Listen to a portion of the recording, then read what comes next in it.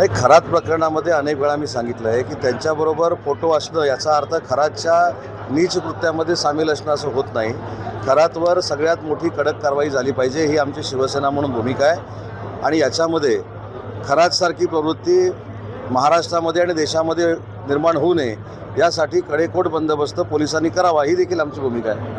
तर 1 मे पासून रिक्षा चालकांना म्हणजे जे हिंदीमध्ये बोलतात त्यांना मराठी अनिवार्य असं प्रकारचं नाही की सांगितलं नाही, महाराष्ट्रामध्ये जो राहतो त्याला मराठी आलंच पाहिजे ना. मी आज राज्याचा उद्योगमंत्री आहे, मराठी भाषेचा मंत्री आहे आणि मराठी भाषेचा मंत्री म्हणून माझं देखील हेच म्हणणं आहे की जो महाराष्ट्रामध्ये राहतो त्याला मराठी बोलता आलं पाहिजे. जसं परराज्यातले काही अधिकारी महाराष्ट्रामध्ये येतात परंतु त्यांना ट्रेनिंग देत असताना असं सांगितलं जातं की मातृभाषा शिकली गेली पाहिजे. ते जसं मराठी शिकतात तसं बाकीच्यांनी देखील मराठी शिकावं ना. त्याच्यामध्ये काय का मराठीबद्दल ॲलर्जी असण्याचं काही कारण नाही. आणि प्रताप सरनाईकांनी जो निर्णय घेतला आहे तो त्याने प्रत्यक्षात उतरून दाखवलेला आहे. फक्त मराठीवर शिवसेना राजकारण करत नाही याचं हे प्रतीक आहे.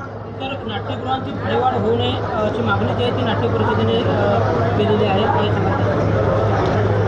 आता कुठच्या नाट्य संकुलाची भाडं होऊ नये अशी त्यांनी मागणी केली मला माहीत नाही. परंतु मुंबईमध्ये जर यशवंत नाट्य मंदिर जे आमच्या स्वतःच्या मालकीचं आहे त्याचं भाडं फक्त 10,000 रुपये आहे. आज मी रत्नागिरीमध्ये आहे, इथलं देखील नाट्यगृह AC सकट जर वापरायचं गेलं तर त्याचं देखील भाडं कमी आहे. आम्ही हे सोलारवर आणलेलं आहे, त्याच्यामुळे अनेक ठिकाणी भाडी कमी झालेली आहेत. मुंबईमध्ये काही नाट्यगृह ही अवाच्या सवा भाडी घेत आहेत, त्याची देखील मला कल्पना आहे. महानगरपालिकेला त्याबाबतीत आम्ही विनंती करू.